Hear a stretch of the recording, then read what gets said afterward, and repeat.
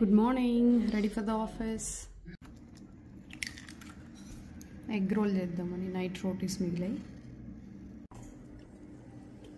20 minutes ఉంది correct గా తిని స్టార్ట్ అవడానికి. అది మా బ్రేక్ఫాస్ట్. Thank you. ఇవాళ లంచ్ ప్యాకింగ్ అక్కర్లేదు. టీమ్ లంచ్ ఉంది రామ్కి అండ్ నేను ఏదో ఒకటి తింటా బయట. Lunch time. ఇవాళ లంచ్ క్యాథీ సీట్రీలో. Yay! Done for the day. Yay! India నుంచి పార్సల్ వచ్చింది.